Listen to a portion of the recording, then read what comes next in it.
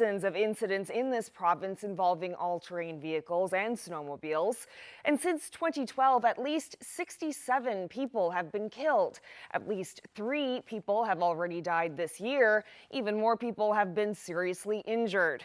Police say too often these incidents involve alcohol or drugs. And today the RCMP is trying a new tactic to let people know it's not okay to drive an ATV while impaired. Here Now's Meg Roberts has the story. Words I never thought I would say. Today I'm going to drive drunk, but I'm not going to slug back a bottle of alcohol. I'm going to be wearing these drunk driving goggles, and there's no way I'm getting in a real vehicle. I'm going to be driving this today. The RCMP partnered with Avalon Trailways to educate people about the dangers of driving impaired. Today, reporters fashioned goggles that simulate the effects of alcohol, opioids, ecstasy, and even a bad hangover. The results weren't pretty. Oh no. Oh.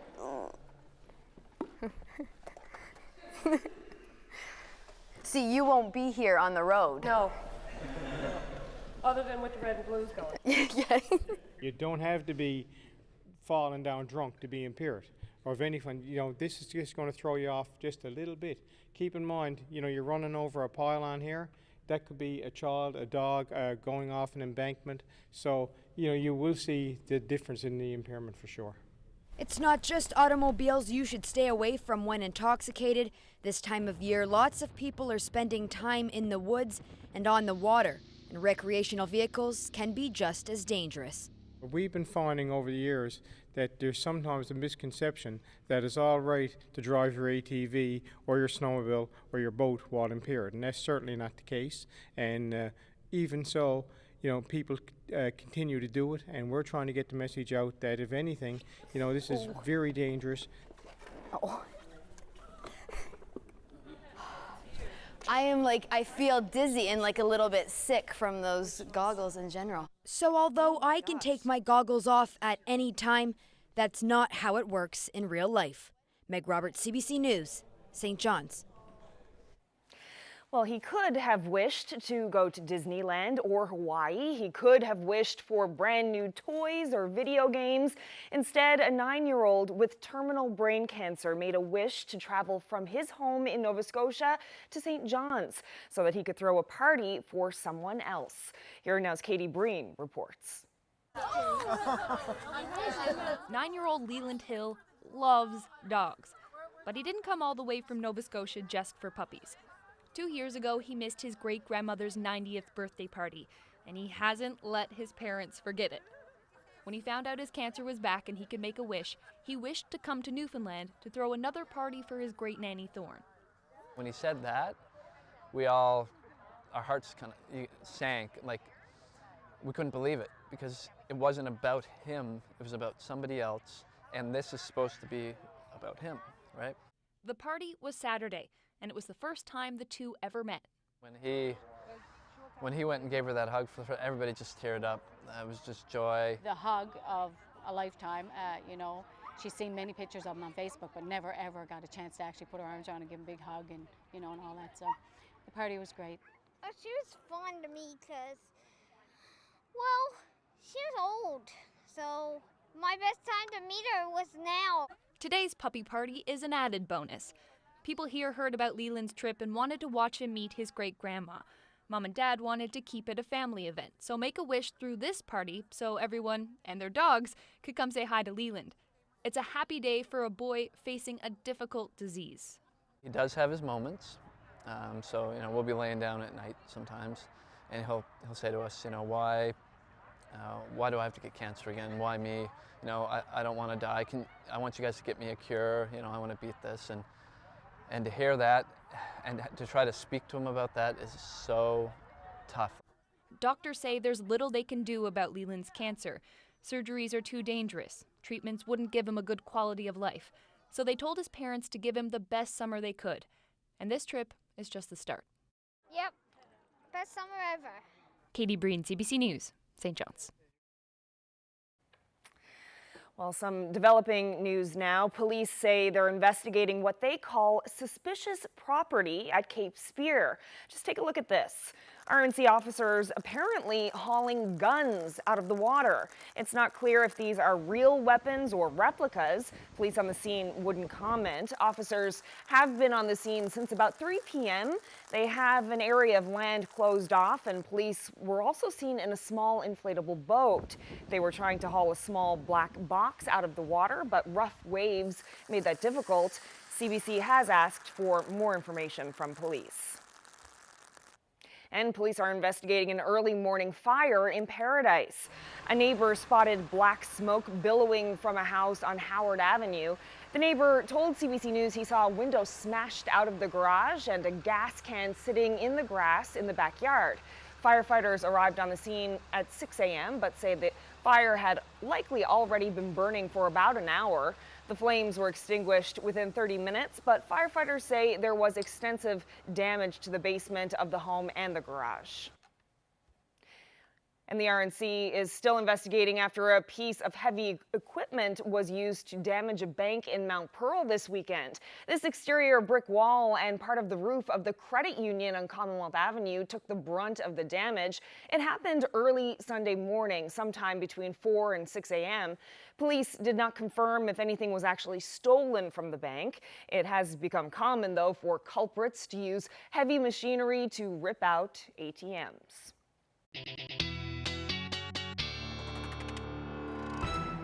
Temperatures today not too bad out there across the province. We're seeing temperatures in the sorry about that. We're seeing temperatures in the 20s through parts of the island. 22 in Deer Lake. 16 was the afternoon high in St. John's. We've got a big area of low pressure spinning right now, so we're seeing plenty of cloud cover, lots of rain as well. We're seeing an area of thunderstorms, not showing up right now, but lightning just south of Corner Brook, and that's going to continue to move a little bit further north as we head through the night tonight. You're looking at that risk of thunderstorms over the next few hours, but I'll have all the details coming up. All right, let's check in to see where Jeremy Eaton is tonight. Jeremy? Yeah, so you may be wondering why we're hanging out at the rec room here at the Avalon Mall and what video gaming has to do with St. John's Pride. Well, a lot more than you think. Coming on later on the show, I'll explain the connection between the two. Well, empty storefronts at the Corner Brook Plaza have gotten a colorful makeover for the city's Come Home year. Local artist Jackie Alcock has spent more than 100 hours working here at Corner Brook's biggest mall. She's been creating a series of paintings to mark Corner Brook's first Come Home year. Alcock put the finishing touches on her work this morning, just before the citywide celebrations start on Friday. Her paintings cover up about 200 feet of space where the mall's target location used to be. They include portraits of Newfoundland flora and fauna, as well as city scenes and interactive artworks. Alcock has also included a Come Home Year guest book that people can sign for posterity. A lot of people have stopped and talked to me. The kids love it, and even one of the workers said to me that it was really nice to see something on the wall because it really brightened her day rather than seeing the plain wall every morning. So that was nice. Well, Billy Joel sang about seeing the lights go out on Broadway. So what happened when the lights really did go out last week? Well, the cast from Come From Away decided the show must go on. Welcome to the rock, an islander, I am an islander, I'm an islander, I am an islander, I'm an islander. Performer Chad Kimball tweeted this video of the cast serenading fans outside the theater during a power outage in Manhattan. Some 30 city blocks lost power, and about 45,000 people who'd bought tickets to Come From Away and other sold-out shows spilled out onto the streets. The show, which is about Gander's response to the 9/11 attacks, was canceled that night. Actor Patrina Bromley said she still got to meet up with some people from Newfoundland who were in New York for the performance. The aging runways at 5 Wing Goose Bay are getting some long-needed upgrades. The landing strips are in such bad shape they had to be shut down to large aircraft earlier this summer. Well, today the federal government pledged $30 million for repairs. Here now's Jacob Barker was at today's announcement. The foundation for these runways were laid down in the 1950s, and though there have been upgrades done since, the need for the work to be done has been known about for quite some time. I think the sounding signal was made some 15 years ago. You know, where that got lost to in the transition of government, I have no idea. Goose Bay is a common stop for jumbo jets on their way across the Atlantic, but the runways are in rough shape. We have everything from some stripping of the asphalt to some of the underlying layers, which caused debris on the airfield, some potholes at some times. That's why the Department of National Defense imposed restrictions on larger planes earlier this year. Those transatlantic flights have had to gas up at other airports. We've noticed a significant drop-off in our gas and go traffic associated with this, and it's more about the lack of clarity. This is going to inject the clarity back into our airport. Repairing the runway is important for the wing, the airport, and the business that supports those operations. $2.3 million is going towards getting things up and running again in the short term. That is the temporary solution. Today, I am also announcing that we are investing over $30 million in several major infrastructure projects for the long-term security of the wing. Both of the runways will be fully repaved beginning next summer. That work will continue until 2022. In addition, there will be upgrading and installation of lighting on runway 1634 to allow civilian aircraft to operate in low visibility conditions. This proves that the longevity of the airport is still intact and that they're going to do what they've got to do to have that happen. Work will begin on those temporary fixes to the runway at the beginning of August, and officials say that the schedule has been organized so that there will be no disruptions to service at any point. Jacob Barker, CBC News at the Goose Bay Airport. Well, here's how it looks at the Rec Room tonight at the Avalon Mall. Why are we there?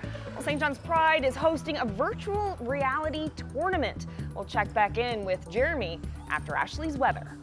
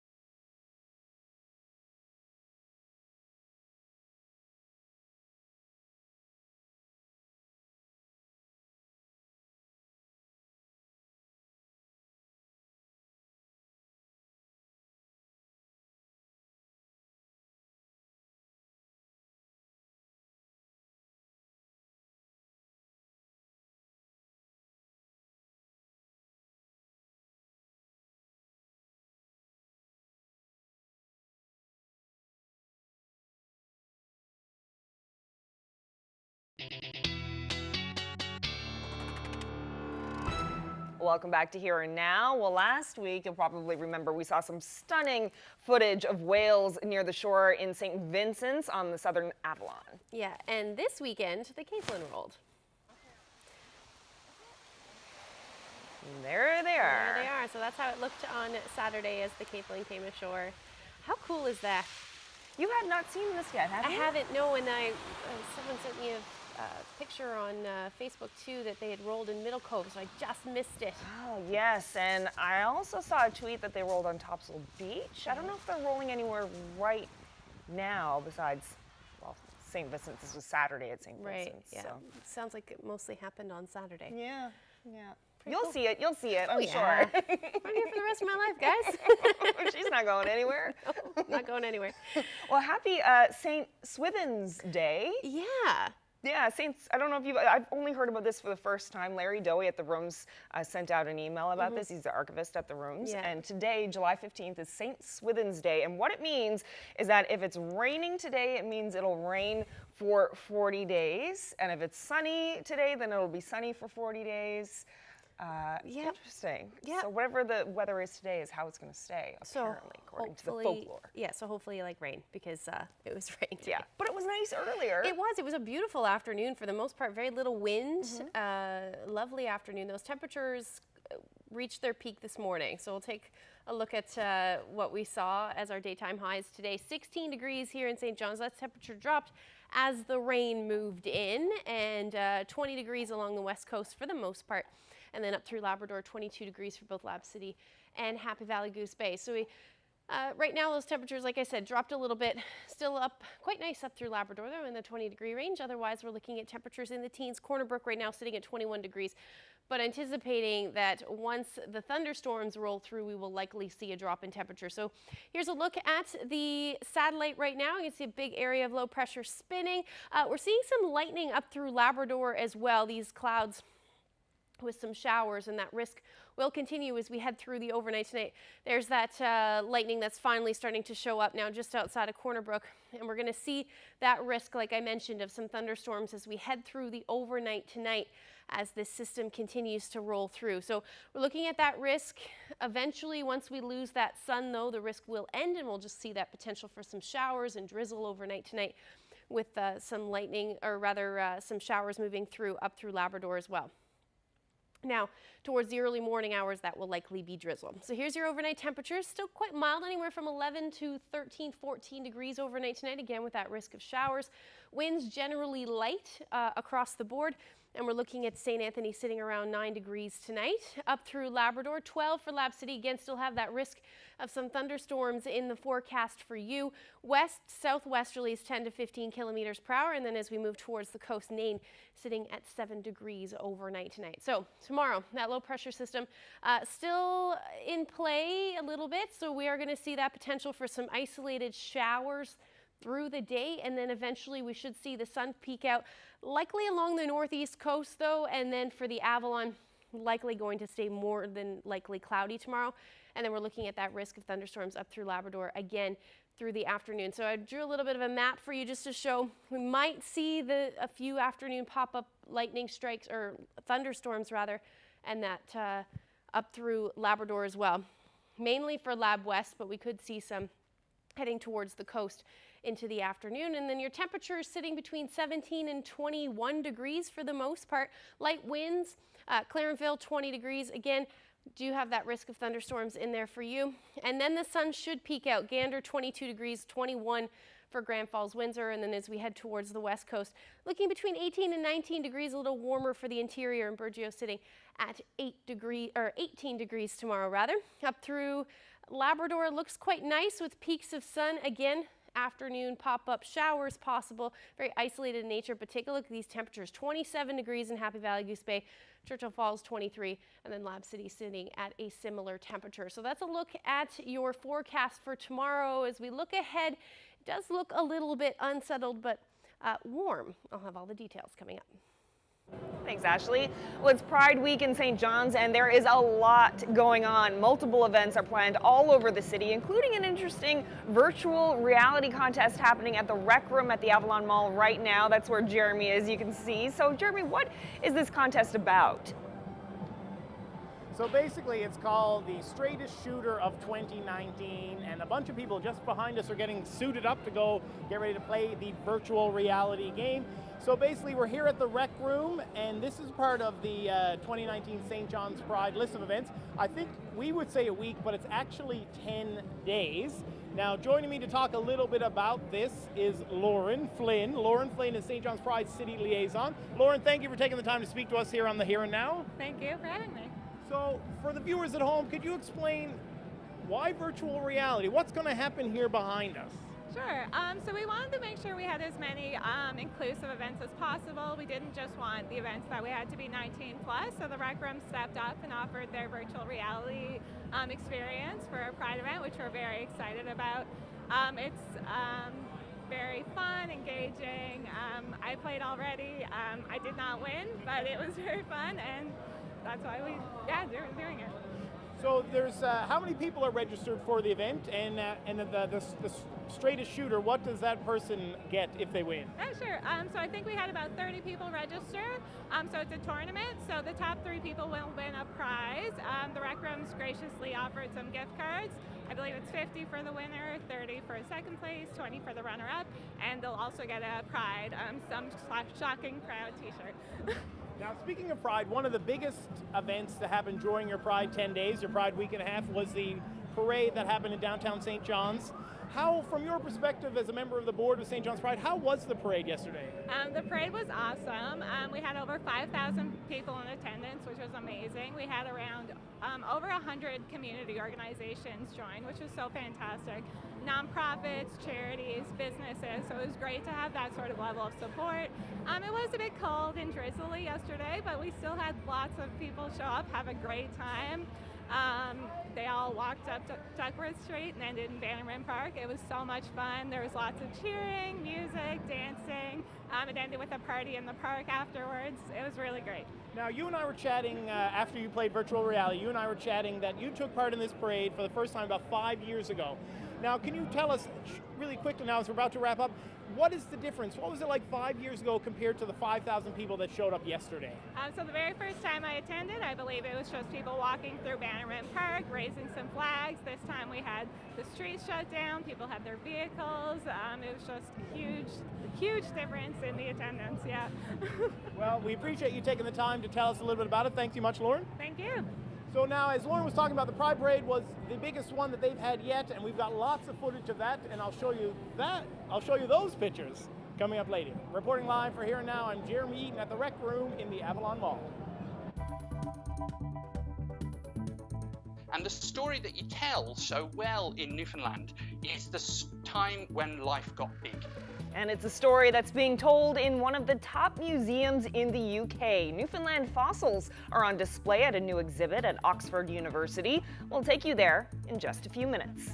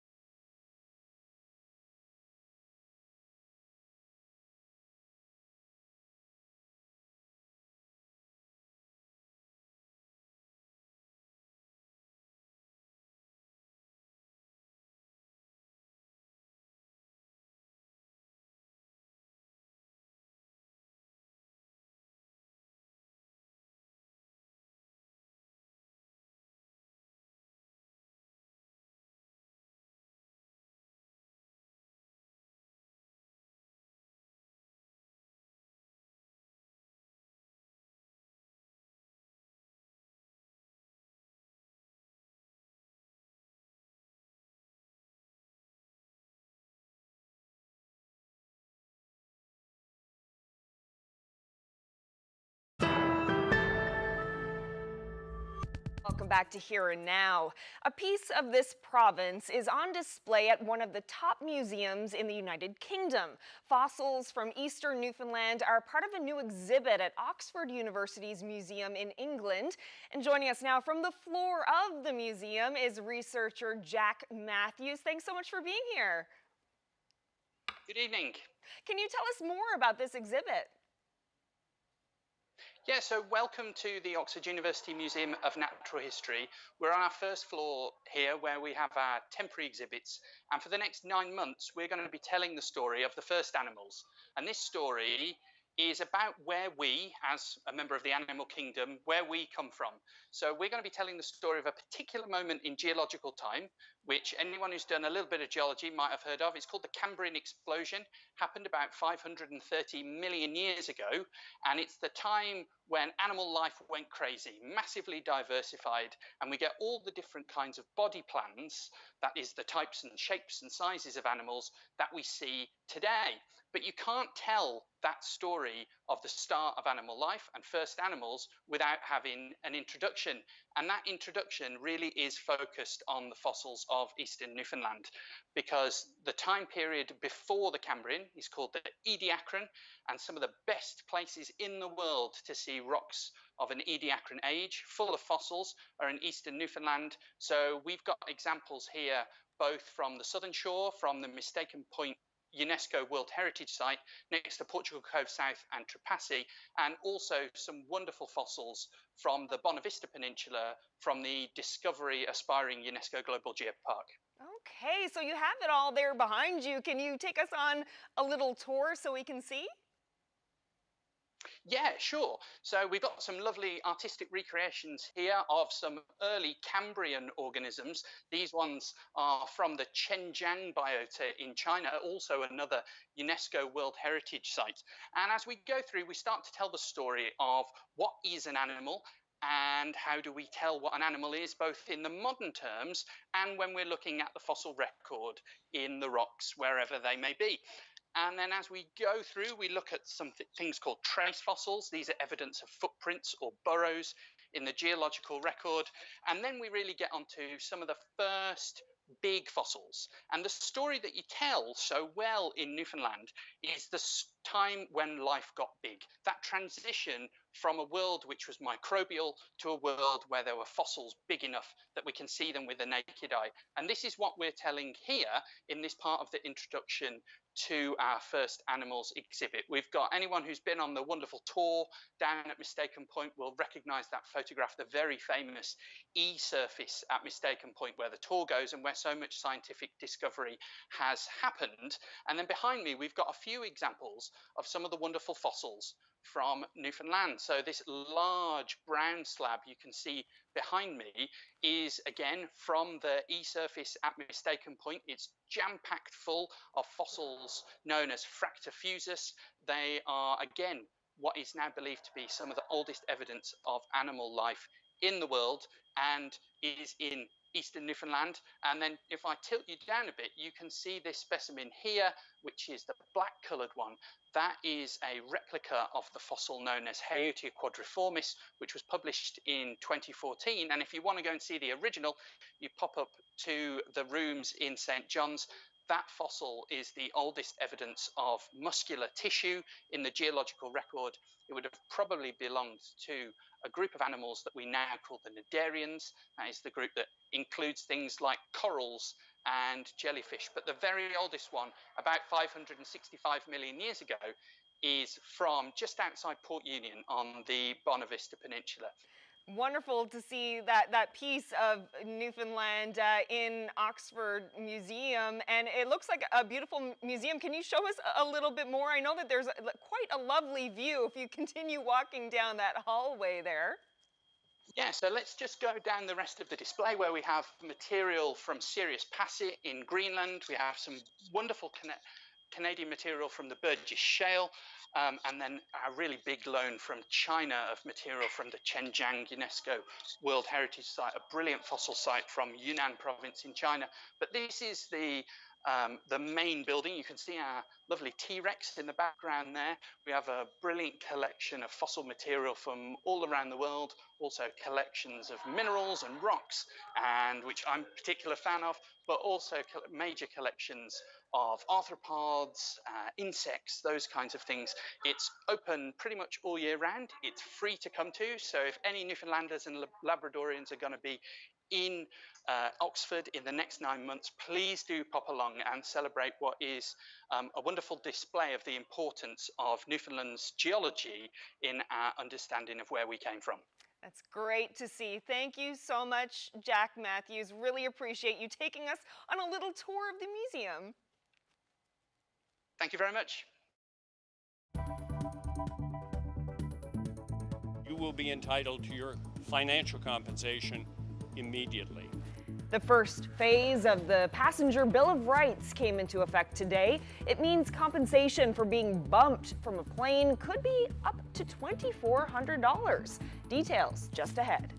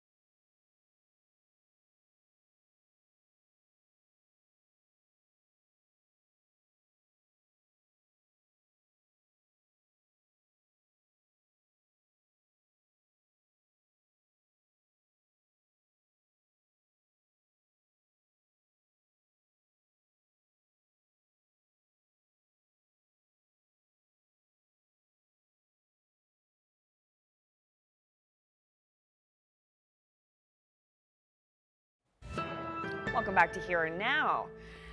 So let's head on back to the rec room in the Avalon Mall where Jeremy is right now. So Jeremy, what's on the go there now? So as you can see, these are a number of people who are playing a virtual reality gunslinging game, and they're trying to become the streetest shooter of 2019. It's all part of Pride Week, but actually the biggest event, as you heard us in the last half hour talking about it, the biggest event of Pride was the parade, which happened on Sunday, which saw more than 5,000 people take to the streets and march all the way up to Bannerman Park for a massive party. Now, we did have a camera crew go out and check it out, and here's a little bit of the sights and sounds of Sunday's Pride Parade.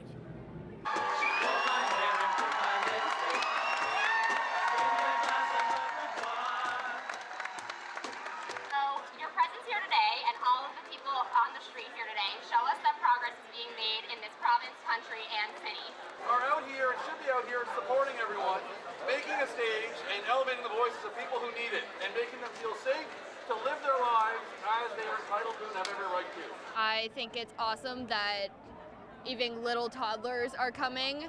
It's awesome that they get to experience that and get to know people and get to know that it's okay to come out and be who you are. Way too many friends unfortunately being bullied because they're in the LGBTQ community, and it's not fair. It's just not fair, because love is literally love. And it shouldn't matter who you love at all. We're just out to support our friends and colleagues and anybody else who needs a hug. Same idea. Yeah, we're just here in case you hear stories all the time of people that don't get the support they need at home, so we're just here to provide it. And walking from mile 1 all the way up here, like all the people with free mom hugs and free grandma hugs and free pop hugs, and I saw a lot of free dad hugs and little kids wearing 3X shirts, like just hugging random strangers. Like, it's so nice because you don't expect. A lot of people, unfortunately, are getting like thrown out by their parents and getting torn down by their parents, and it's just nice to see that other parents are supportive of other people's kids and not just their own. Well, I'm here to support my friend Sarah and everybody who is persecuted because they're gay. Best part of Pride? The people, the freedom, the taking space, the showing that we are here, showing people living their authentic selves. This is what Pride is all about, as well as the protests against the oppression and that. But for me, mostly it's this celebration of self. So as you can see, that's what the virtual reality, that's what the players are seeing. And this event is going to go on for the next little bit. But St. John's wasn't the only place hosting Pride events. There was events happening all across the province, including Gander and Happy Valley Goose Bay. Now, as for St. John's Pride, their next event is going to be outdoors. So hopefully the rain has stopped by then. They're going to have a bonfire at Middle Cove Beach tomorrow night. So that's basically all I got right now here at the Rec Room. So reporting live for Here and Now, I'm Jeremy Eaton in St. John's. Looks like a fun event. It definitely does. And several of us from CBC also took part in yesterday's Pride Parade. Yeah, it was a lot of fun, actually. Lots of dancing, lots of dogs. Just have a look at some of the pictures that we have from the Pride Parade there. I know I took my 2 dogs down, and you saw the horse there as well, the rainbow horse, which was... that was really neat to see that too. Yeah, I thought we had some pictures, but I guess we don't have any pictures, do we? Oh well, you just saw lots of pictures, lots of video from the Pride Parade. Yeah, we had a really, really great time. Yeah, we did. It was a lot of fun. All right, well, today Britain is honoring a brilliant mathematician, computer pioneer, and code breaker.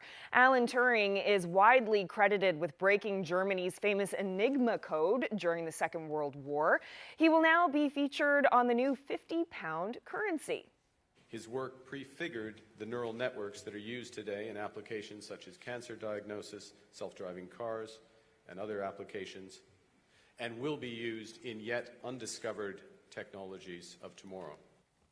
Turing's work helped end the war, saving millions of lives. He continued groundbreaking research for the next decade, but his achievements were minimized when he was accused of being gay, which was illegal in Britain at the time. Turing was forced to undergo chemical castration. 2 years later, he committed suicide. He was only 42. The bank called him, quote, the father of artificial intelligence and an intellectual giant.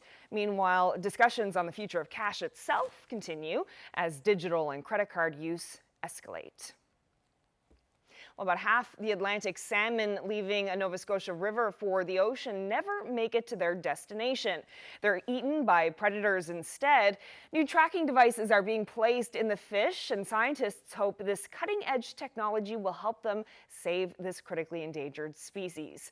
Paul Withers has that story. For 3 years, federal fisheries scientist Dave Hardy has been looking and listening for Atlantic salmon in the Stewiacke River in central Nova Scotia. Each year, he implants a small tracking device into 50 3-year-old salmon known as smolts as they are leaving the river for their ocean migration. The device sends a signal picked up by dozens of receivers moored in the river and into the Minas Basin. And it says it's connected to this Bluetooth device. What's unique about this project are the tags. They can tell when the fish has been eaten. The news? Striped bass are intercepting smolts on their way to sea at levels much higher than indicated by previous studies. But in the past 2 years, between 38 and 48% of the smolts that we tagged, released here at the head of tide at Stewiacke River Park, were triggered as predated before they reached the mouth of the Shubenacadie River at Maitland. The tags were invented and manufactured by a Nova Scotia company, Innovasea, which makes fish tracking devices used all over the world.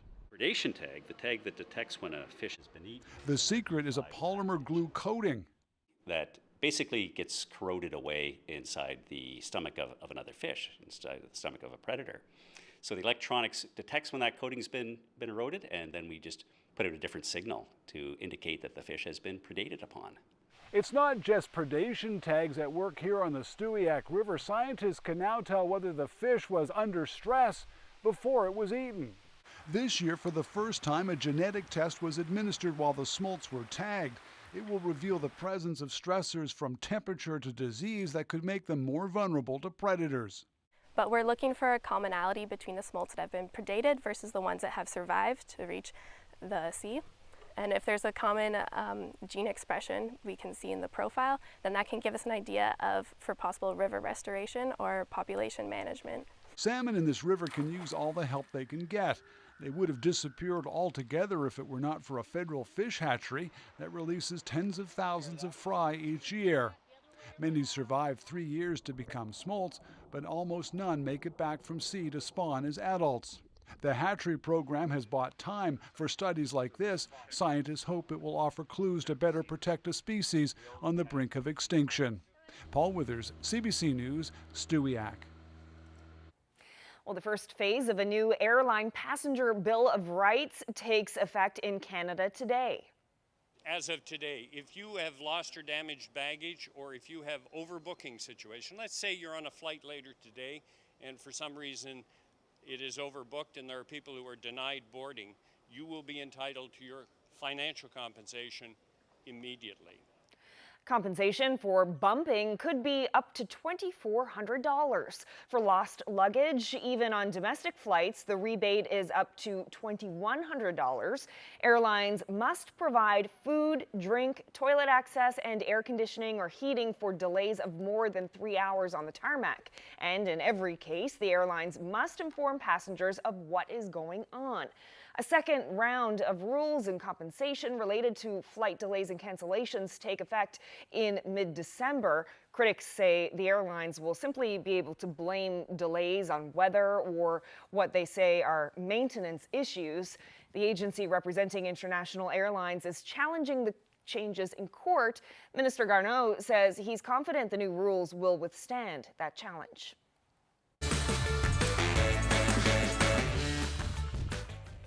I want to know where you're to. Claudine Lake sent us this dramatic sunset, and I'll reveal where it was taken after the break.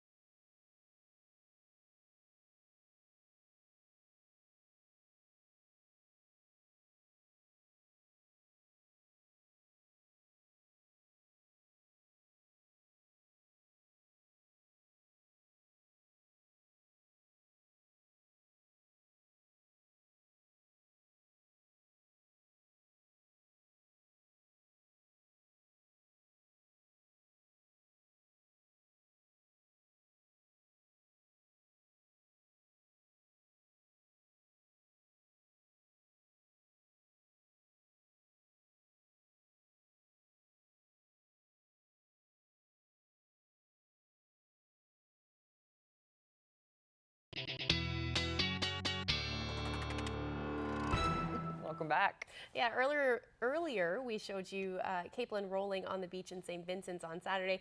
Now we have another video of Capelin underwater. Look at that. We always see them on the beach, but we don't often see them like this. This was taken off Witless Bay last week by Arnaud Labrie. I hope I'm saying your name correctly, who posted it to Twitter. He says he captured this video while diving, and with this Capelin just offshore, they should be rolling on the beach any day. It's a great video. Look how many there are. So neat to see them like that. So what about this Capelin weather? How much weather. longer is this going to be sticking around? Yeah, so we're going to quickly go through tomorrow's forecast one more time just to show you what's happening. It does look like we should see some afternoon showers, potential for a few lightning strikes as well. Temperatures a little bit warmer than what we're seeing today, somewhere between 17 and 22 degrees for the island, and then up through Labrador. Again, that risk of thunderstorms, 23 degrees for Lab City, 27 in Happy Valley Goose Bay. So looking ahead into Wednesday, it does look like we're in for a little bit more unsettled weather, especially towards the afternoon and evening hours down along this, the southwestern portion of the island. And then we're looking at some showers moving through Labrador as well. Now, most of the day should actually be quite sunny, and these temperatures are going to climb. So we're going to see temperatures in the 20s, as high as 27 degrees potentially for Grand Falls, Windsor, and with this, it looks like it's going to be quite humid as well. Corner Brook looking at a high near 27 degrees for your Wednesday, and then cooler up through Lab City, so dropping down to about 14 degrees as the afternoon high on Wednesday, but that will rebound as we head towards the rest of the week. So here's a look at Thursday morning. We do have a couple of systems that are moving through over the next little bit, but we will see some clearing skies, it looks like, into the afternoon. Once that rain moves out, especially for most of the island, then overnight into Friday. Friday actually looks like a pretty nice day, except up through Labrador, where we're going to start to see that shower activity move in yet again and continue to spread further east into Saturday morning. But again, the first half of Saturday doesn't look too bad for parts of the island, and then we'll see that shower activity move through again through the evening. So here's a look at your temperatures over the next couple of days. 17 tomorrow, and then climbing up to 20-degree range as we head towards Wednesday. Friday and Saturday, as of now, look pretty nice. 21 degrees, 19 on Saturday, so a good-looking weekend so far.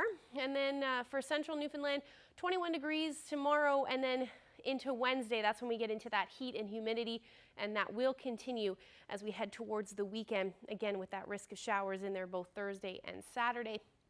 For western Newfoundland, 19 tomorrow, and then back to that 20-degree range. It looks like not too bad for the western portion of the island, 21, 22, 23 degrees as you head towards the weekend with plenty of sunshine, it looks like right now. And then for eastern Labrador, 27 degrees, again that risk of thunderstorms tomorrow afternoon. And then we're looking at in that 20-degree range as we head towards Saturday. And then same thing for western Labrador with a little bit of dip in that temperature for Wednesday.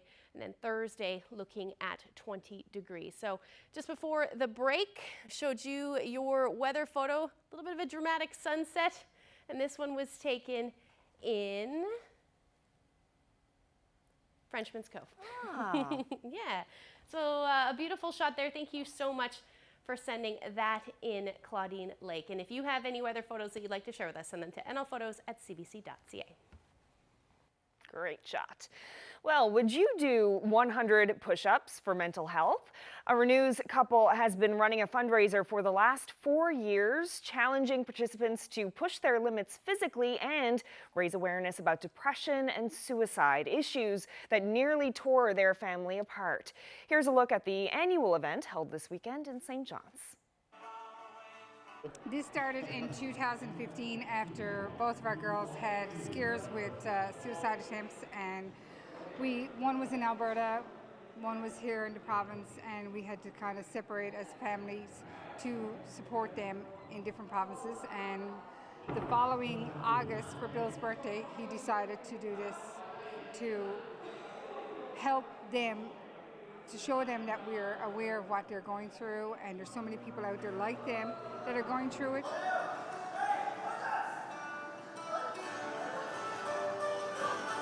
scariest part was knowing that the two of them were suffering so silently for a little while. But after they opened up to us about this and we were able to talk more freely about it, we started to understand their illnesses a little bit better.